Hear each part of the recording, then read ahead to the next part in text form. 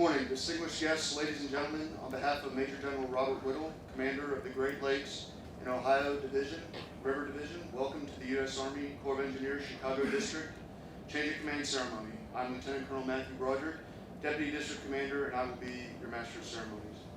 Members of today's official party are Major General Robert Whittle, Commander of the Great Lakes and Ohio River Division, United States Army Corps of Engineers, Colonel Aaron Reisinger, Commander of the Chicago District, Colonel Paul Culberson, the incoming District Commander, and Mr. Steve Fisher, the Deputy District Engineer. We would also like to recognize our distinguished guests, congressional staff members, federal, state, and local partners, representatives from our sister services, fellow Corps of Engineer colleagues, current and former district personnel. Thank you for honoring us today with your presence. At this time, please rise for the entrance of the official party and remain standing for the national anthem sung by Mr. Mike Jones and the invocation given by Mr. Curtis Lee.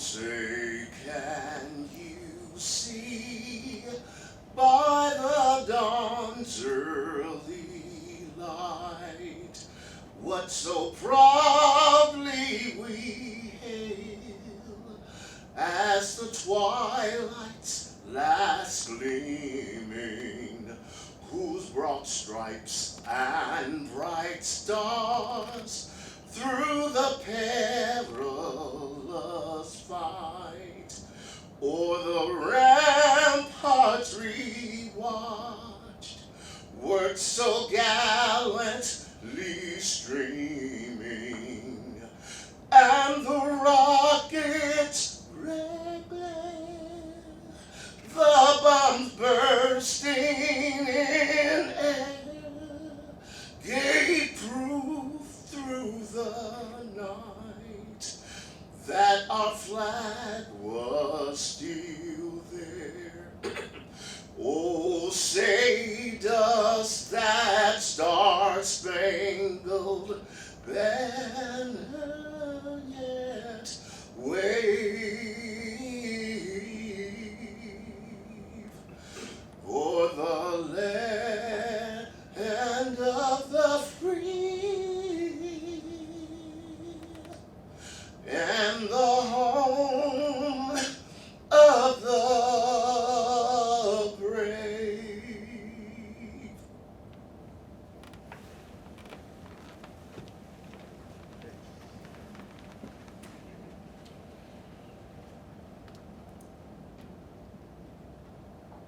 Let us pray.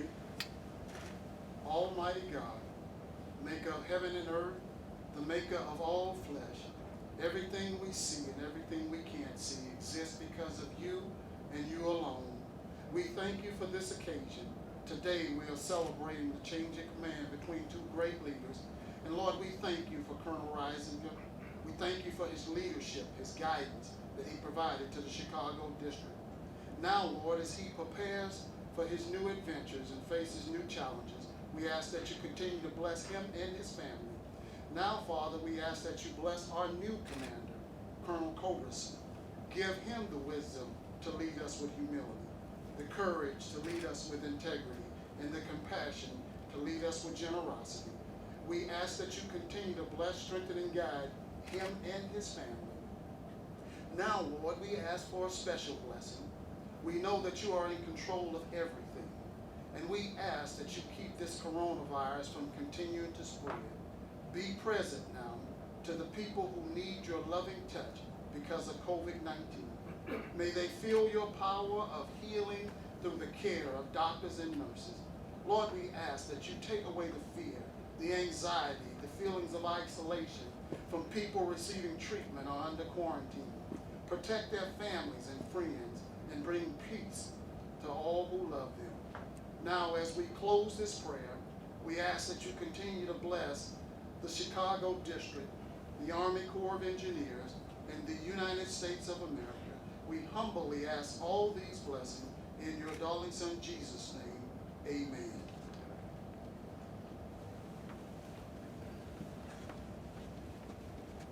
Please be seated.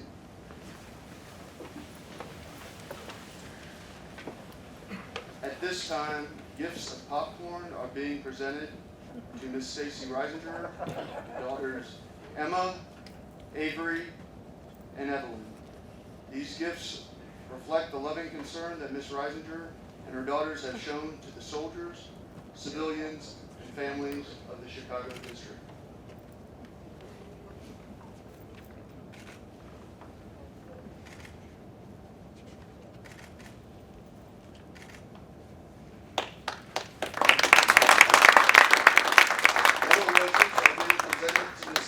Culberson and daughter Isabella. Gifts are also being presented to his sons Hunter and Brock.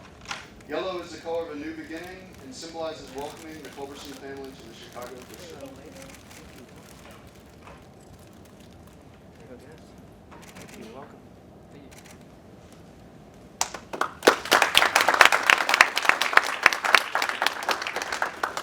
This year marks the 150th anniversary of the United States Army Corps of Engineers Chicago District, when Congress appropriated the first funds to undertake improvements to the harbors at the mouth of Chicago River and Calumet Harbor. Though founded in 1870, the Corps' presence in Chicago dates back to 1830, when Army civil engineers surveyed and mapped the most practical route for connecting the waters of Lake Michigan with the Illinois River. By building the harbors authorized by the Rivers and Harbors Act, Army engineers created an important shipping center that contributed to the city of Chicago's growth. By 1900, massive growth and expansion of navigation was underway. In the 1930s, the district completed the Illinois Waterway, linking Lake Michigan with the Mississippi River. Most recently, the Chicago district constructed nearly 5,000 COVID patient spaces in less than 30 days in response to the COVID crisis. Today, the Chicago district is responsible for water resources development in the Chicago metropolitan area, Upper Illinois River watershed, Lake Michigan watershed in Wisconsin, and the Upper Wabash River watershed in Indiana.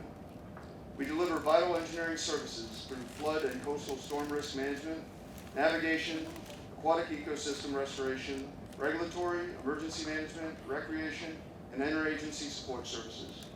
We stand ready to support our federal partners with their engineering needs. The change of command ceremony is a military tradition rich with symbolism and heritage dating back to medieval times. Fundamental to the ceremony is the passing of the unit's colors. These colors represent not only the lineage and honors of the unit, but also the loyalty and unity of its soldiers and civilians. The colors remain a symbol of the commander's authority and represent his responsibilities to the organization.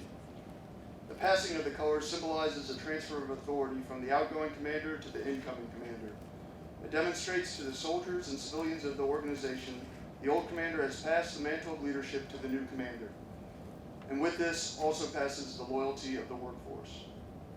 Ladies and gentlemen, please remain seated for the changing of command. Deputy District Engineer, Mr. Steve Fisher, represents the seamless integration of the civilian and military components of the organization. Mr. Fisher symbolizes the enduring standards of our civilian workforce, the backbone of the unit. At this time, Mr. Fisher hands the colors to Colonel Reisinger, the outgoing commander. The outgoing commander then passes the colors to Major General Whittle, signifying the return of the responsibility with which he was entrusted upon assuming command.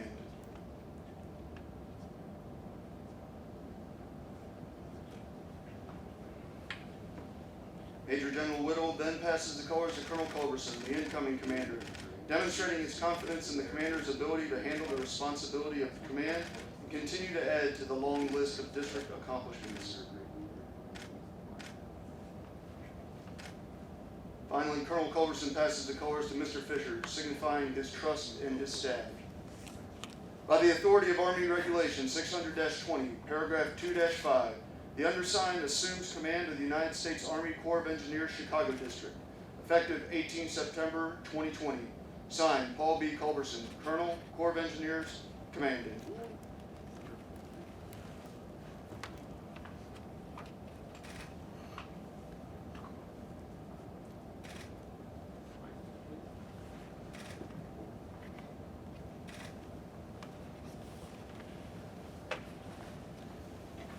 Ladies and gentlemen, Major General Robert F. Whittle Jr., Commander, U.S. Army Corps of Engineers, Great Lakes and Ohio River Division. All right, thank you. How's everybody doing today? Yeah, so I know we have a lot of people out there on Facebook watching this, and I'm not sure if you can see the whole room or not, but we're doing it right here. We've got everyone's compliant in terms of spacing, everything like that, wearing their masks, and we got some family units in here as well, of course, that are with each other every day. And so I'm thrilled, we get a number of people in here because it helps to have some applause, right? I don't know what we do otherwise.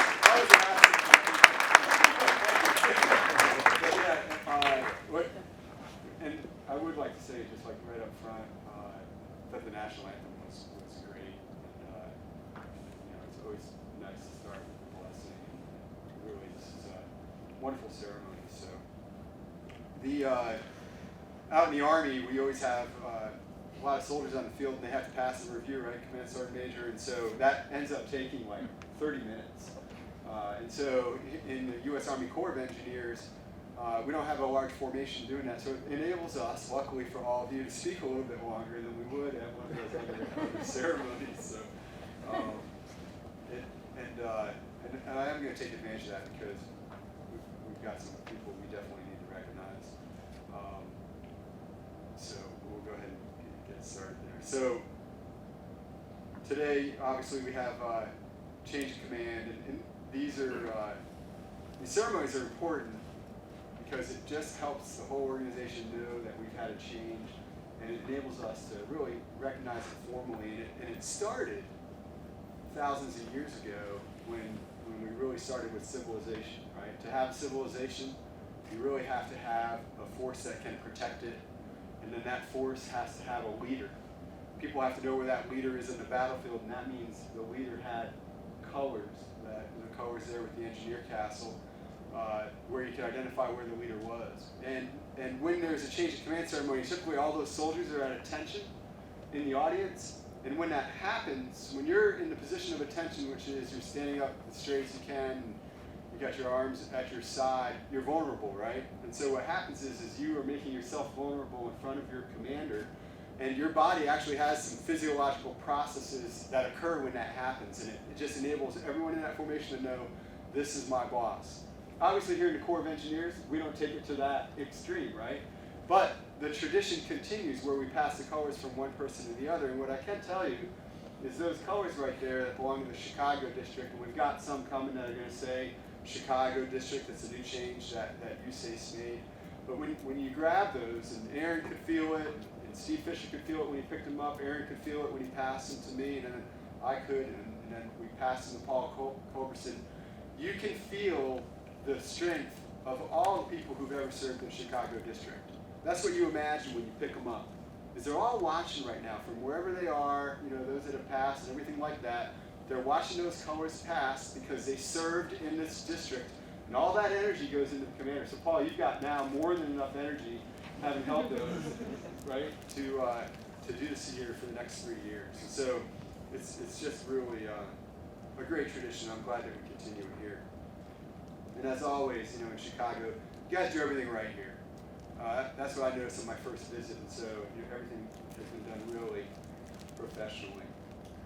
So today, I just want to start with some family introductions. I think it's obviously we all do, right? It's important to know who they are. They do so much for our soldiers, and so let's start with Colonel Reisinger. He and his wife Stacy, they've been married for 20 years now, since 2001. They met at a wedding, and Stacy's a program manager for a local nonprofit here that benefits military children. It's called Kids Rank, and she spent many years supporting multiple military units at home and deployed. We don't ask well, I should say, military spouses don't have to step up and help their unit. It's not a requirement from the Army, but many, many do. And Stacy has done it like at every important echelon in the Army. So she was a family readiness group leader when Aaron was a company commander. Again, when he was the S3 for the 65th Engineer Battalion, and we served in the 130th Engineer Brigade, and then he was the commander of the 84th Engineer Battalion. And so, that involves organizing dozens of fundraisers and family events, recognizing volunteers, helping spouses of deployed soldiers when they run into challenges. It takes a lot of energy and a lot of empathy. It really takes, it's probably, I think I would say, easily harder than the jobs that we have when you look at these family readiness group jobs. And so very appreciative of that, especially throughout the course of his career. I'll just give you one example of what these family readiness groups do. So when single soldiers come back from deployment, a lot of times they don't necessarily even have sheets put on their beds in the barracks, and that's what these fundraisers are for, just things like that, taking care of the unit. So Stacy and Aaron have 3 amazing children here, Avery, Emma Vi, and Evelyn. All right. So Avery's a competitive swimmer, hard worker, studies hard, gets good grades.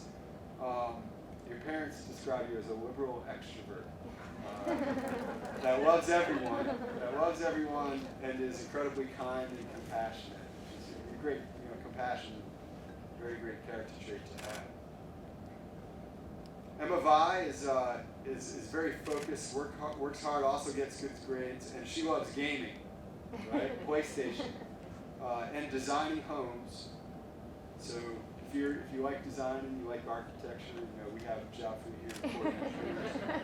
And her parents say she's a conservative introvert. So I imagine you two have a really interesting relationship. Incredibly loyal, a great compliment, with little sympathy for Weakness. nonsense. And hard-nosed and blunt. And so these are just strong characters. All these traits are going to serve you well in life. And then Evelyn is 7 years old, and she knows everyone in their community. Very outgoing and very active, and she's really strong. And she once beat her pictures in a push-up plank competition. She held a plank for 22 minutes. You can imagine. Yeah, so I didn't know that was humanly possible. Because I'm not going to go into my planking time, but it's much less than that. And then Aaron's parents are here, Mary and Bill, and they came from Washington State. Western Washington, where they have a farm, a construction business, and some rentals as well. And I know they're very proud because of Aaron, but we also have Aaron's brother Brad here as well. Aaron graduated from West Point in '94. Brad graduated in '97. Was commissioned as an infantryman in the Army. Went on to business school at Kellogg, right? Aaron, and then now he develops large apartment buildings, and he lives in Seattle. So, I think that I'm very biased when I say this, right? But that agricultural background, brought up a couple of great kids who served their country well and are continuing to serve them. So Stacy's mother, Tuwin, passed away a few years ago, and her father, Mike's a Vietnam War veteran. He lives in Springfield, so I know Tuwin's with us in spirit today. And I hope that Mike's either watching on Facebook or he gets a chance to watch it down the road. Her younger sister Lisa was unable to make it. She's currently working today. And then her other sister Michelle is also out there somewhere, probably watching right now. And so we all say hello to Michelle. I know Lisa will catch this later on. So. All right, I'm going to talk about a couple of special guests now. And so we've got multiple classmates out there watching from the class of '94. For the change of command here, I think Kurt Thied's here from US EPA. Is Kurt here? Okay. Anybody here from EPA? Gene Brown from the Federal Executive Board. Hi, Gene. Thanks for making it today. Captain Don Montoro from the U.S. Coast Guard. Hey, Don. All right, Brian Perkovich. Brian, make it. Got it, sir. Kevin Sly from FEMA Region 5. All right. I'm sure they're all watching online. Absolutely. And John Rogner from DNR. Yep, saw you come in, John. All right. And Dan Burke from Chicago. Dan, thanks for coming in. All right. Now we're going to move over to Colonel Culberson's family. I just would like to start. You know, Paul, he just came back from a deployment in Iraq. Was it 10, 11 months? It's supposed to be 9 or something like that. 9 months total, sir. It ended up being 9 months, but so this was going to be a 7-month deployment or something like that, and then you ended up getting extended, and you know, Aaron agreed to extend in command. Paul agreed to stay out there in Iraq a little longer, and you know, Danielle, a 7-month deployment plus 2 months is equal to like a year and a half. And what we mean is it's just easier to know how long your spouse is going to be gone than to have them extended. So again, thank you for your support.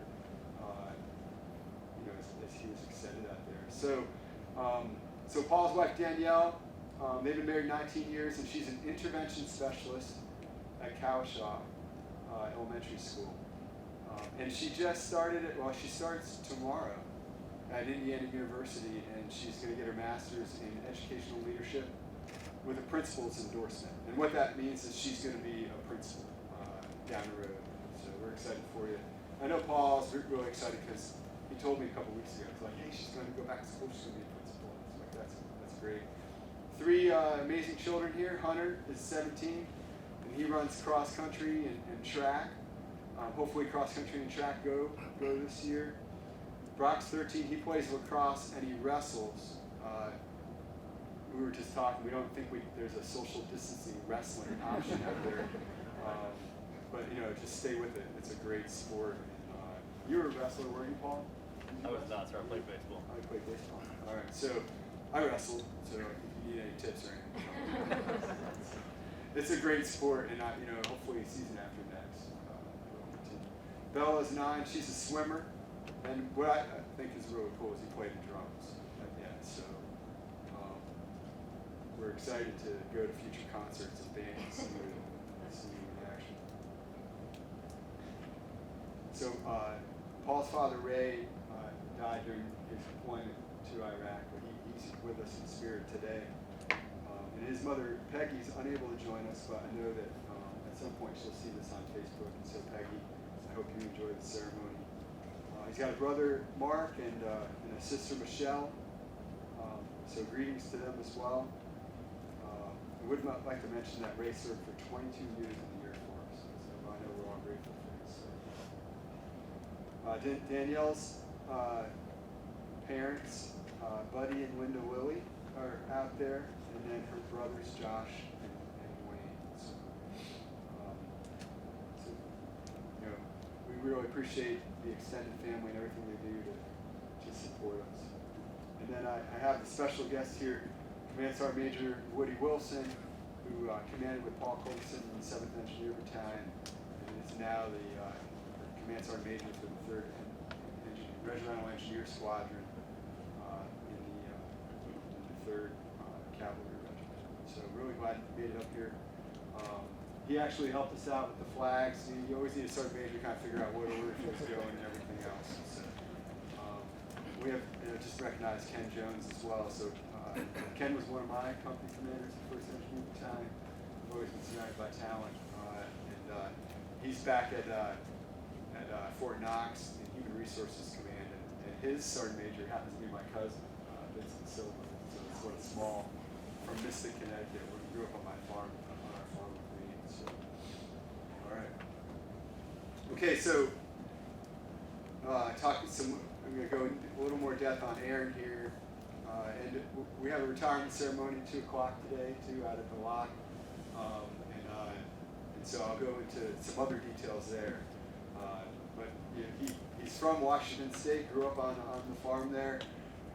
And he joined the Army, he says, because he grew up under Reagan and the Cold War, and he wanted to do his part to beat the communists. That's what he wrote in here. So, and he had a captain out there named Captain Graham that reached out to him and encouraged him to apply to West Point. And he says also the Air Force wouldn't take him because he's colorblind. And so I think the Army was smart to make sure he got a waiver for that and bring him in. So he says he feels blessed. He's had incredible leaders and peers throughout his career. We're always a product of those people that we surround ourselves with. And then his heroes, he likes people in history, such as, he wrote down Elon Musk. I didn't know if that was like a test for me, because I don't know if that's history yet. It's still present, but Elon Musk. And he's audacious and relentless. And then in addition, George Washington and Ulysses Grant are his favorite American leaders. And here in the Corps of Engineers, he mentions James Salton, who was our former director for Civil Works, because James Dalton focused on the districts. So he was up at headquarters and really tried to power things down to the districts and support revolutionizing the way we do business. So he spends his time being impressed and learning from the hundreds of young soldiers that came from almost nothing and made themselves into incredible servants to the nation and leaders. I agree with that, Aaron. I think the Army is this great meritocracy, where if you work hard, stay out of trouble, you really can reach your full potential. His favorite quote was Captain Miller's dying words in Saving Private Ryan. He said to Private Ryan, "Earn this." And as you know, a whole group of people went out there and sacrificed in order for Private Ryan to be able to continue on. What Aaron means by that is, every day that we're given, we should be doing our absolute best to help our fellow people. And then a phrase often used in the SEAL community, which is "no easy day."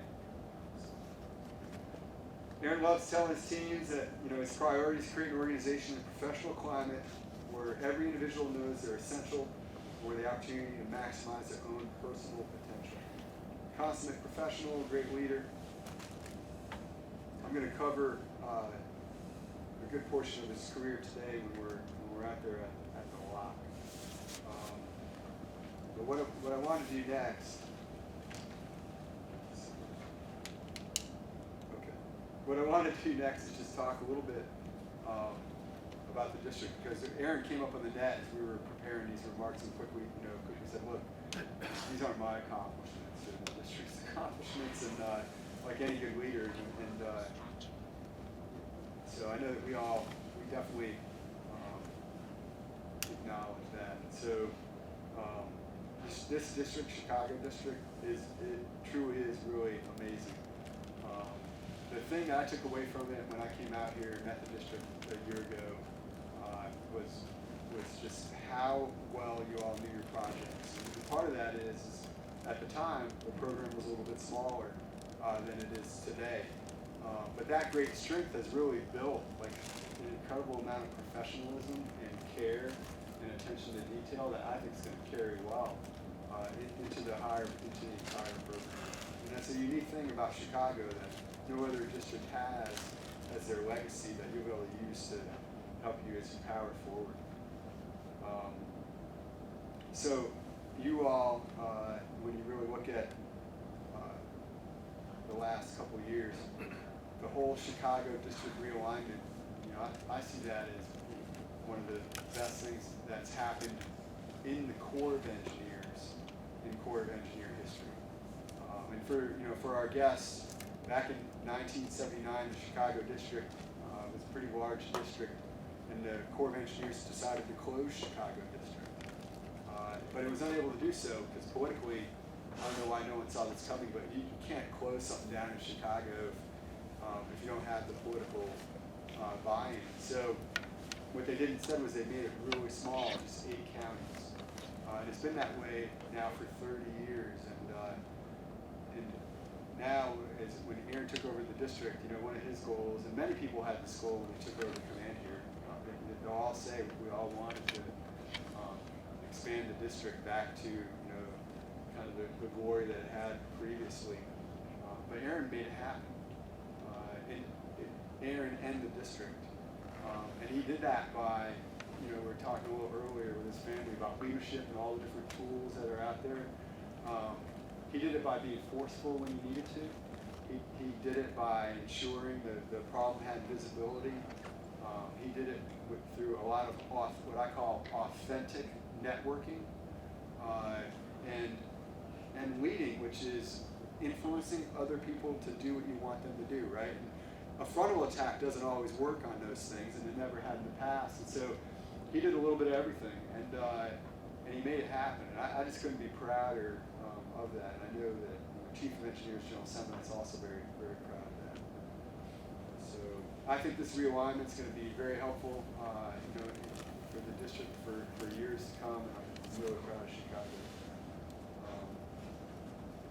So I think probably right when the order took place to go ahead and execute the realignment, which was like March 29th. March 29th. Not sure why we picked March 29th, but probably a pay period or something. But on March 29th, that's when the realignment was taking place. But of course, COVID hit, and Chicago District got a mission to build alternate care facilities and do a bunch of recons. And what was amazing was, as Chicago District was executing all of that, 5,000 patient space capacity in Chicago and Milwaukee at McCormick, Wisconsin State Fairgrounds, Metro South, Sherman Elgin, Westlake, and the Waterhouse of Correction. You guys were just executing. And one day, Aaron sent me an email and just said, hey, by the way, it's March 29th and we've realigned. No issues. And so we couldn't be proud of that. And then, for extra credit, you all managed to complete 3 chief reports in the last 3 months: Rio G, Westminster, California, and Bubbly Creek. And I've been at Great Lakes and Ohio River Division for a year now, 7 districts altogether, and those are the only 3 that are complete in the division. So, my hat's off to this district. And it's at the point now where we're getting phone calls. People are asking if you can do their studies. Got one this week. So it's pretty neat. Now, I would like to note it is the district's 150th anniversary, because in the 1870s when Congress first appropriated funds for improvements on the harbor. And then, finally, you guys, I went for a run this morning with your new Lieutenant Austin Johnson along the harbor, and the water was lapping. I mean, my running shoes were soaked, so I guess that was my inspection of the lake. Obviously you had the high lake levels, and you've had your EOC activated since July of 2017. And as you work with that, with our Coast Guard counterparts and many other partners. So incredible work by Aaron Reisinger. So how do you follow that? Well, you have to find another spectacular officer to take over, and that's Colonel Paul Culberson. And so I mentioned, Paul just came back from a deployment, and during that deployment, he was the leader of Task Force Essayons in Iraq. And they were, they received some rocket fire and mortar fire several times. Even, had some injuries inside Task Force Essayons. And he just did incredible work leading, that USACE task force and making sure they were dispersed properly, taking care of them, and just providing all that. True, authentic leadership that makes people want to continue to serve under, difficult conditions like that. So in Chicago, I suspect we're not going to get mortared or rocketed here, but there are many other challenges, and your exceptional leadership is going to be great. So Paul was commissioned in 1996 through ROTC at New Mexico Military Institute. And he's got a very long and distinguished career. Mentioned he knows the Command Sergeant Major from 7th Engineer Battalion. He was also the Senior Engineer Battalion Trainer at our Joint Readiness Training Center at Fort Polk, which means he was selected by the Chief of Engineers and the Commandant of the Engineer Regiment to go and train Engineer Battalion commanders after battalion command. And he did very well there, and so therefore he went on to the War College, the Naval War College. And, yes, both went to the Naval War College. Yeah. And Newport, Rhode Island. Tough duty up there. So Paul's got an Associate of Arts degree from New Mexico Military Institute, Bachelor of Science in Petroleum Engineering from LSU at A&M College, Master's of Science in Geological Engineering from Missouri University of Science and Technology, a Master's of Arts in National Security and Strategic Studies, and then the Naval War College as well. So did the Army pay for all those degrees? How that worked out? Somewhat, yeah. All right, so we'll have to see if our taxpayer dollars are well invested. So you can see, though, very well educated, great leader, and him and his family do great work here with the district. So thank you. So in closing, it's an honor to share the stage with you both. I really appreciate it. I just want to thank Aaron and Stacy and Avery and Emma Vi and Evelyn for all you've given to the Corps of Engineers. And I'm personally grateful for all you've done for the Chicago district. Good luck, Godspeed. I'll see you at the lock this afternoon. And then Paul, Danielle, Hunter, Brock, and Bella, welcome to Chicago District and the LRD family. Thank you. Building strong, that's the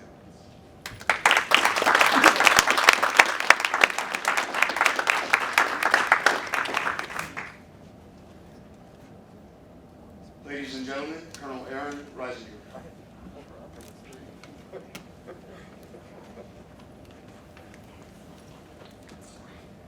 Hey, good morning, everybody. How's everybody doing? How's everybody doing? Good. People are watching. They want to hear the audience in the background. They can't see you, and they see in fact that they want to hear you. Hey, it's really a great day, and it's not because I'm happy. I've changed command and I'm leaving this district, but I'm super happy to have the opportunity to stand in front of you and really just be so proud about the organization, this district, and what we've accomplished. I've only gotten to command 3 times in my career, almost 27 years. So I get to talk, only 3 times I've got to talk about all the great things my organizations have done, and so it's a real honor for me to be able to do that. First, I want to thank Curtis and Mike. Gentlemen, enormously proud of you guys being here and doing this for me. It means a lot. Thank you so much. Phenomenal job, Mike. Both great Corps employees here for a long, long time, and appreciate what you guys do. Really appreciate it.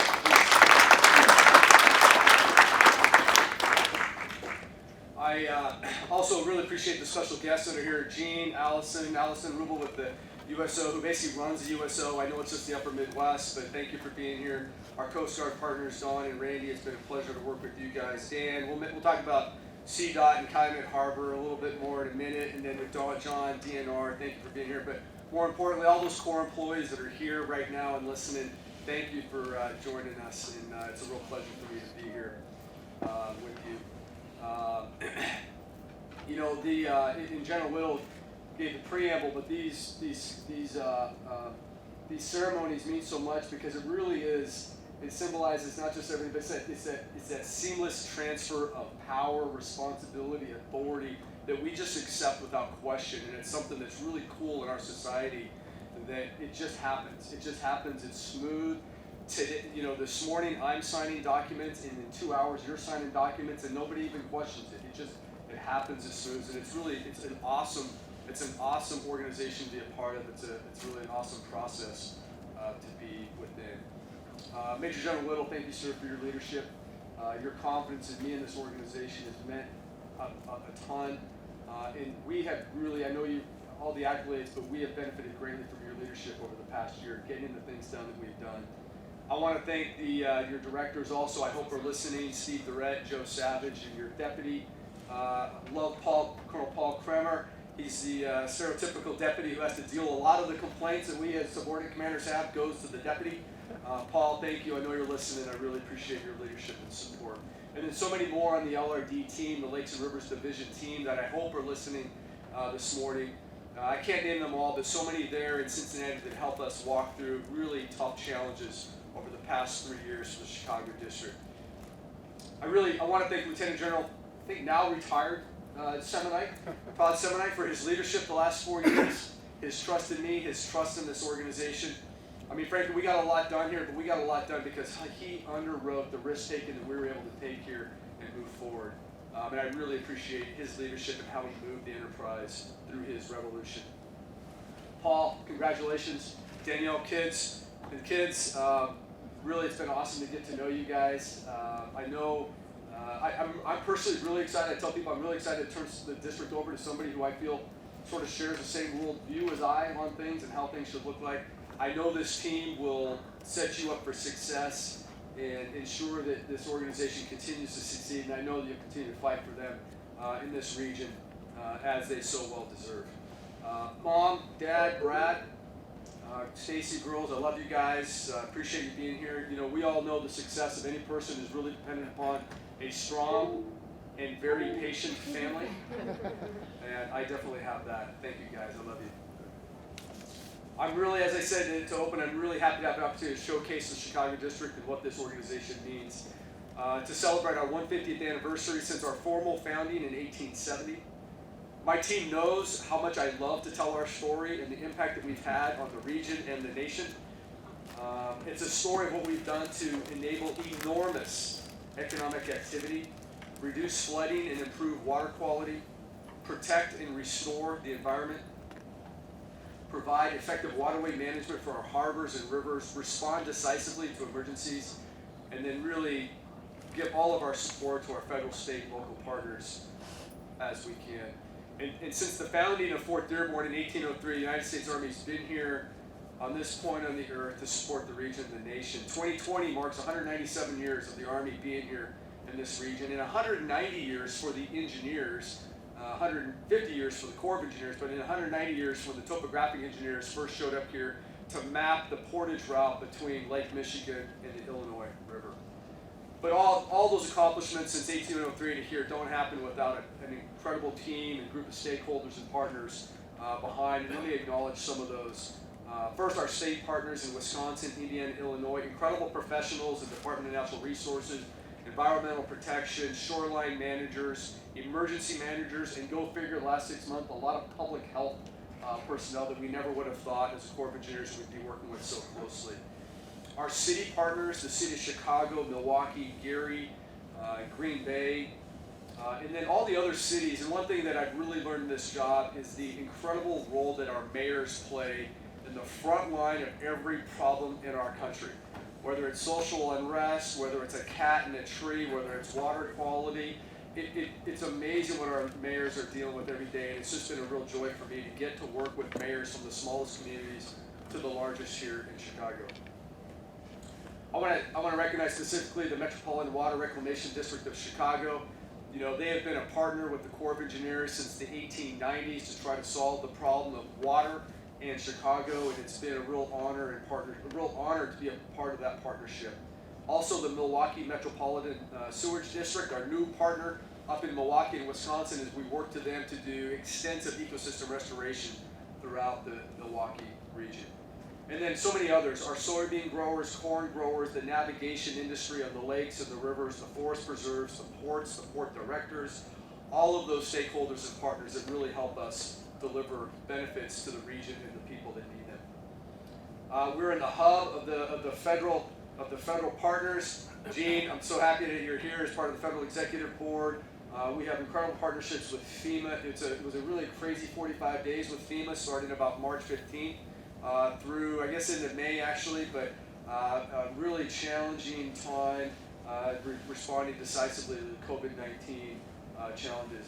Our partnership with the US EPA is probably as strong as any partnership. Our work with them to protect the Great Lakes and the Great Lakes Restoration Initiative, the Asian Carp Regional Coordinating Committee, and so many other efforts, either Superfund or Area of Concerns, that we work tirelessly with them to bring about great benefits for the Great Lakes. The U.S. Fish and Wildlife, USGS, NOAA, the Coast Guard, all of those partners we work with, specifically on the Asian Carp Regional Coordinating Committee to defend the Great Lakes against those invasive species, and then also so many things that we do with the Coast Guard and the navigation business lines, and we really appreciate you guys being here and being such great partners. I want to second, just note our elected representatives and their staffs. It's something the average senior military officer doesn't get that much exposure to Congress. In this job, you get a ton of exposure to Congress, and it's really fascinating. I had the chance to see Representative Bobby Rush from Illinois' 1st District on Tuesday of this week at a project down on the south side. And we had a very short but inspiring conversation about what we do, we, Congress and the Corps, in the federal agencies, to help communities grow and thrive. And having spent a lot of time overseas helping foreign nations in Asia, Africa, and the Middle East do this, it's been really my honor to be able to spend money here helping Americans improve their lives. To our congressional representatives, your staffs are incredible. Don't pay attention to the news. What happens behind the scenes is really inspiring. The staffs that exist are working hard every day. I'm always inspired by them. I had the chance also to meet Liz Johnson from Congressman Viscoski's office. He's Indiana 1 in Northwest Indiana. Liz is she's a servant for the region. She represents the talented staffers that exist both in their home districts and back in DC on the Hill, working tirelessly to bring benefits. I really, and David and Steve and some of the team know how much fun we had on the Hill. I really look forward to engaging with our elected officials. Every encounter was professional, beneficial, and really inspiring. Whether we agreed on outcomes or processes, that was besides the point. Every encounter was professional, beneficial, and inspiring. Third, I want to just call out our contractors. The Corps is really a contract agency. We get things done through those that we contract with, the small businesses, the disadvantaged businesses, the mega general contractors. We had the opportunity to work with all of them. They're inspiring about how much they care about doing good work for the Corps of Engineers. And it's been an honor really to work with the small business owners. They're trying to make it, they're trying to develop, and they're trying to grow and help them do work with the Corps. And lastly, fourth and most importantly is our people. Some of the folks represented here, I know people that are watching, I hope, on Facebook. Incredible team of leaders that I've had the opportunity to work with: Katarzyna Czakowska-Risley, Eric Pagoria, and Steve Fisher most recently. Incredible deputy district engineers. Our division chiefs, and I got to call you out, I apologize, Bob Pollock, Linda Sorn, Paul Mazzino are here. Paul Mazzino leading the newest division in the district, the Operations and Regulatory Division. So proud of you guys. And then our branch chiefs that have done amazing work in the last year: Sue Davis, Felicia Kirksey, Bill Stravides, Tim Kroll, John Gabrowski, Keith Wozniak, and my chief counsel, Kim Sable, the best counsel in the Corps, and my chief financial officer, Christina Moore. I told Paul the other day, we were talking about the leadership and the organization chart. We do not have a weak link. There's not a weak link on any supervisory position in this district. And we really don't have any weak links behind the curtain either. There are so many that are grinding away in the cubicles, out at the locks, on the construction scenes, and the field crews. They don't get credit. They're not in the limelight, but they're just amazing people. When I see them, they're just full of energy, it's inspiring to be around them.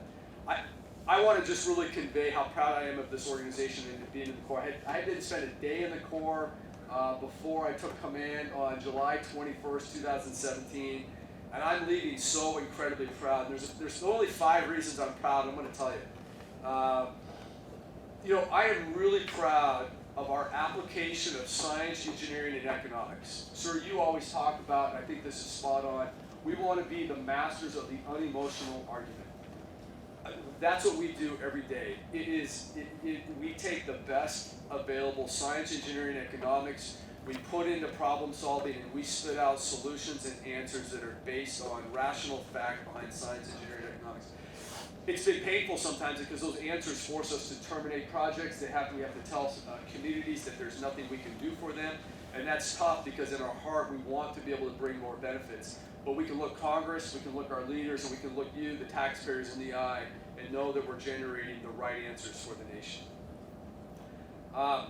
This is the long one because I'm really proud of the work we've gotten done. And General Whittle touched on a few things, but it's important just to recognize things. These things happen, and public sees these projects happen, and they don't understand the complexity behind them.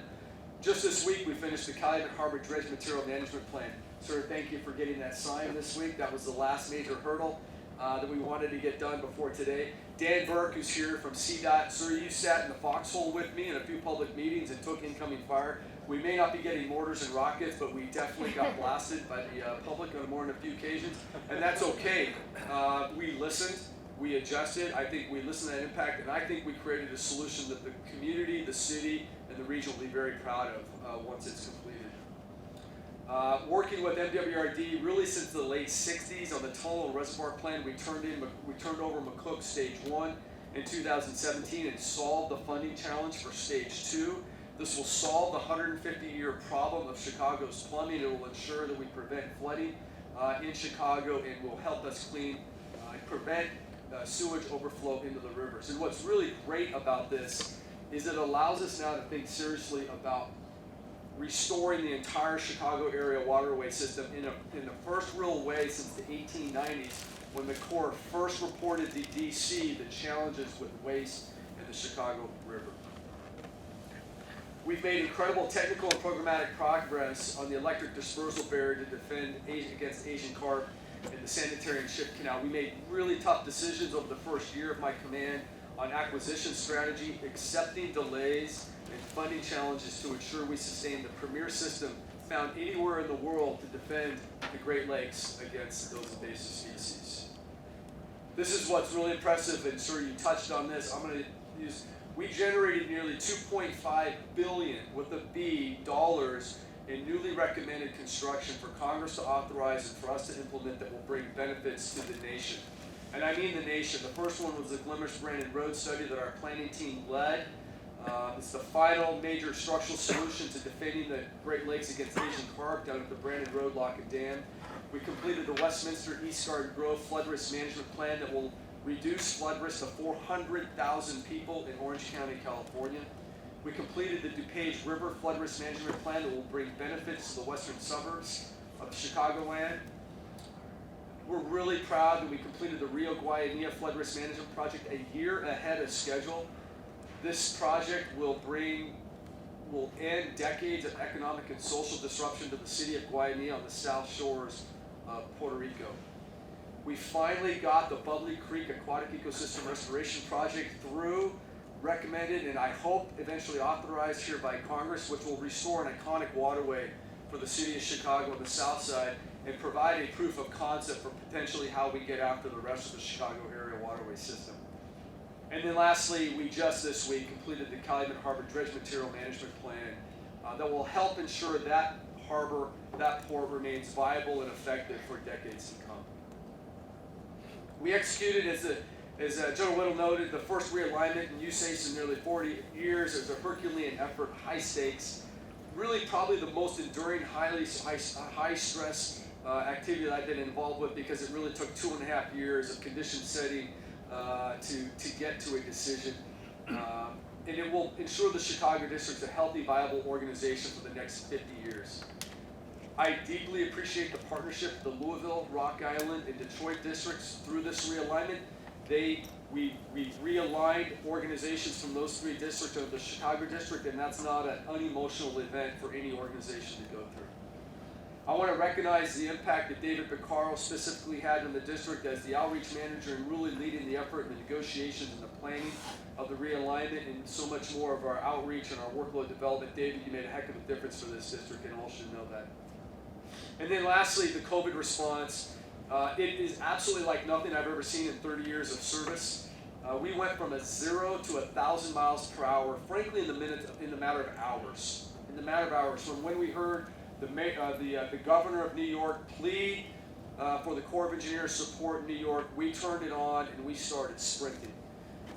I mean, we're talking, people, we work 40-hour weeks. It's what it is.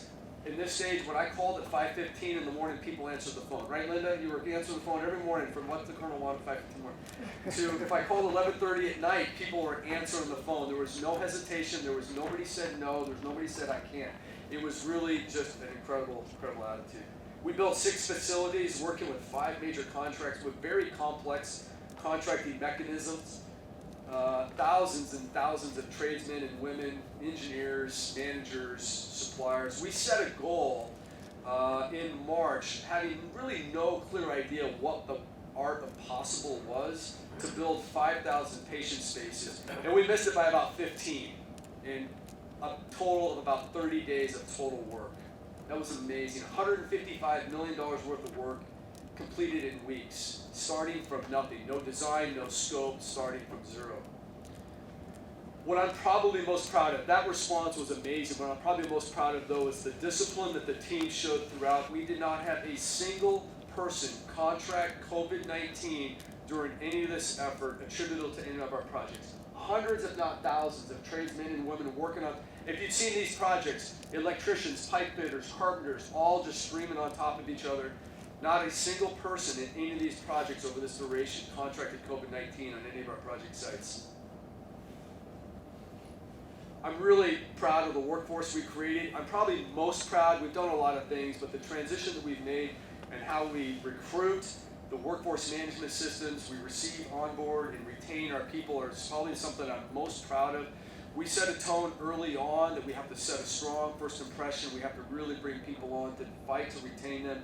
I'm really proud of the effort that we used to bring on so many new employees to the district. We've probably had about a 50% turnover in total of our people since I took command in 2017. An incredible effort to manage that and grow from a district of about 175, 180 to nearly 315, 320, really in just the last 9 months.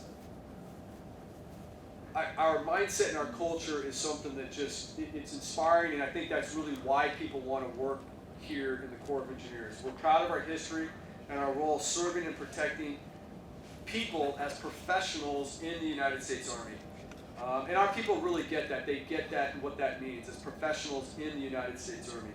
Diversity matters here, and we like to talk about it. It's not because it is diversity, it's because it generates better solutions. That's how we get better answers. And then, Linda, I know you'll appreciate this.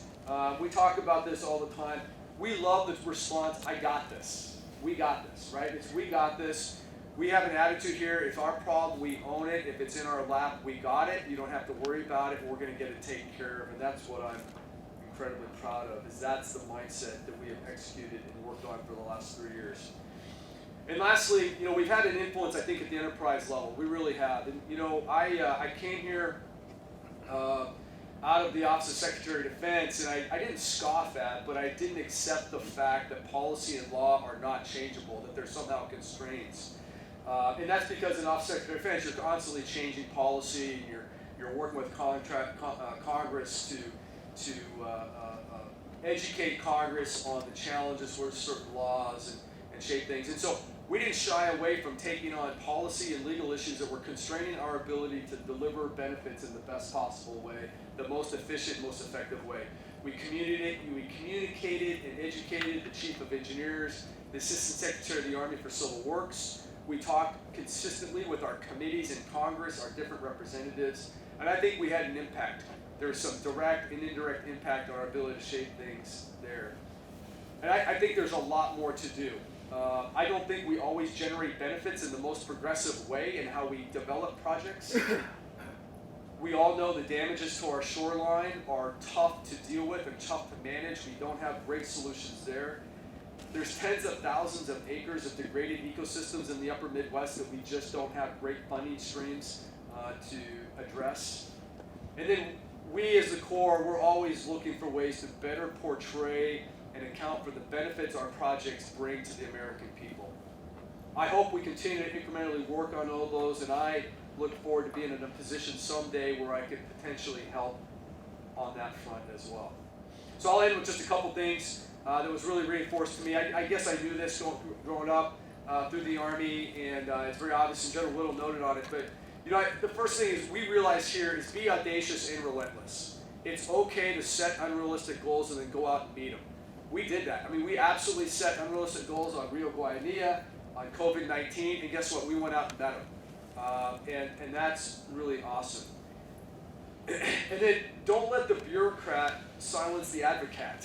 That's sort of a play on words. But a bureaucracy has a tendency to silence advocacy. And we talk a lot about ensuring that you don't silence the advocate's ability to drive innovation, to take risks, to cause change. Because the bureaucracy is a beast, and it's hard to change. And if you don't allow the advocates to have a voice and continue to send the messaging, the bureaucracy will control your life. So this morning when I was driving in, I live up on the north side. I've been driving now since March, like most, I think. But I get to see this incredible skyline, the city of Chicago skyline, probably like nothing no skyline anywhere else in the world. And it just reminds me, I love the history of Chicago. I've spent no time in the upper Midwest until I came to this district, and I'm a believer. What I love is the idea of make no small plans, right? Chicago is the land of making no small plans. And I think that's why I really loved working here in the city of Big Shoulders so much. I'm really going to miss it. And I did an art project for my retirement. I had to look at some pictures, but what really dawned on me is how much I've smiled in this job in the last 3 years. I seriously love this job. I mean, it has been so much fun. I mean, getting to work with people at all levels, in all backgrounds, in all sorts of disciplines has really, really been a thrill for me. And solving really complex problems. I mean, every day is a complex problem. I look so forward to running into people in this district because it always felt like to me I was running into a long lost friend. I mean, it really did. Everybody's happy, everybody's motivated, usually, and it always just felt like I was running into somebody I hadn't seen for years, and we had been friends forever. I will just end with really thank you for being so kind to me, patient and responsive for the last 3 years. It's been a heck of a ride for me. We staged a little command photo just before this morning to go up on the wall outside of my office, or actually, Paul, your office now is the row of commanders for the Chicago district going back to 1830. I just hope that somebody 100 years looks back at our time and believes we did something really useful. So thank you for listening. Thank you for being a friend and a partner. Building strong, Essaons. Thank you.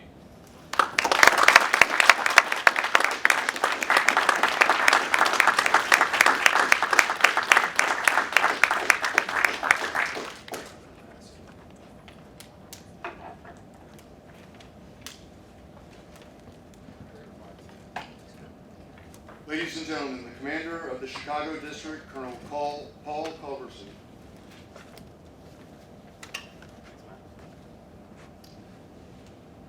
General Whittle, distinguished guests, employees, and friends of the Chicago District, I want to thank you all this morning for attending today's ceremony, and for those of you that are attending and watching on Facebook. It is unfortunate but necessary that we have to take these precautionary measures to mitigate the risks associated with COVID-19. But I do appreciate everybody that's dialed in to watch this, and really want to thank those individuals who traveled long distances to be here in person. Woody, Jackie, Ken, appreciate you coming up and supporting me and the family as we do this. I'm honored and humbled to assume the position of District Commander of the Chicago District. Aaron, you've done an outstanding job leading this amazing team to deliver one of the most challenging and complex programs of the Army Corps of Engineers. I hope to build upon what you and the team have accomplished in the last 3 years during my tenure. My experience within the Army Corps of Engineers is very similar to Aaron's. I've been in the operational Army for the majority of my career. When I came to the USACE last year as the commander for Task Force Essaons in Iraq, I was blown away by the people. Their work ethic, the dedication to the mission, and the overall sense of camaraderie and family that I felt when I entered that organization was just tremendous.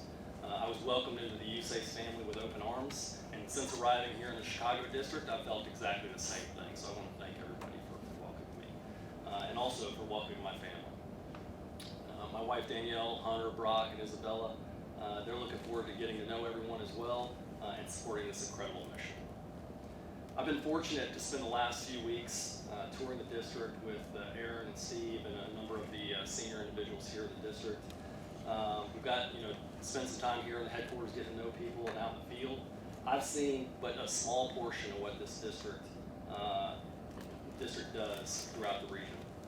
And I assure you I'm ready to dig in and get to work delivering solutions to the region's toughest problems. Whether that be partnering with the Lake Michigan coastal communities to mitigate the risk of flooding, or provide support for one of the 5 focus areas of the Great Lakes Restoration Initiative that target the threats to the Great Lakes ecosystem. As we all know, the stock of a company is really measured in its price. How much is the stock worth? I would argue that the stock of the Chicago district is measured in trust. The trust of our partners, our stakeholders, and the wonderful people that call the Great Lakes region their home. I assure you, I am fully committed to maintaining the trust that this district has earned, and and look forward to meeting you in person and building upon the great relationships that have already been forged. Major General Whittle, sir, thank you for the faith and confidence in me to lead this amazing organization. I look forward to working with you and the entire Lakes and River Division team to continue to deliver this amazing program. Aaron, congratulations on successful command and career. You should be justifiably proud of all your accomplishments. The district, the USACE enterprise, and the Army are better because of your leadership. I wish you, Stacy, and girls the very best as you begin the next chapter of your career. To my wife, Danielle, sweetheart, I want to thank you for supporting me through my career. I know it hasn't always been easy, for sure. You and the kids have really sacrificed so much to allow me to pursue my passion for service, and I want to thank all of you for being here today. Thank you for staying by, always being by my side and believing in me. Finally, to the amazing group of men, women, civilians, and military members that make up the district, I want to thank you for the warm welcome. I'm extremely excited and honored to be your commander. I look forward to working with each of you and continue to deliver solutions to the region and the nation. Again, thank you all for attending today's ceremony or watching on Facebook. SAON's Building Strong, Army Strong.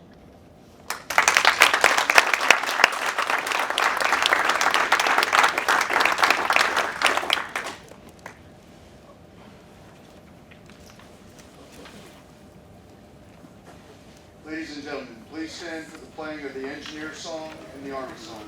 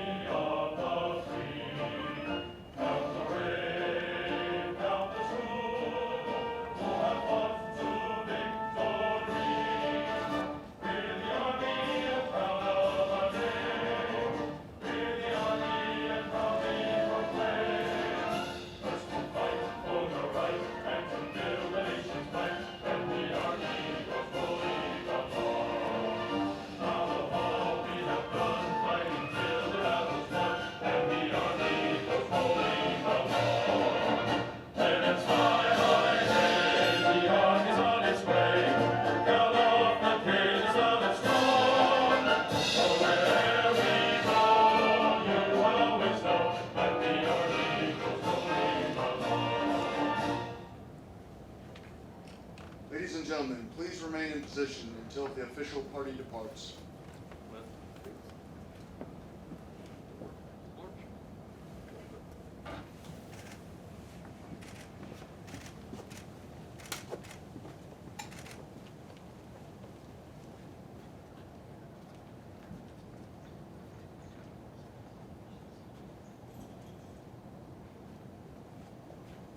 On behalf of the Commander of the Great Lakes and Ohio River Division, we wish to thank you for your attendance at today's change of command ceremony. Colonel Culberson and his family will host a reception directly outside in the common area. Thank you for joining us on this historic occasion.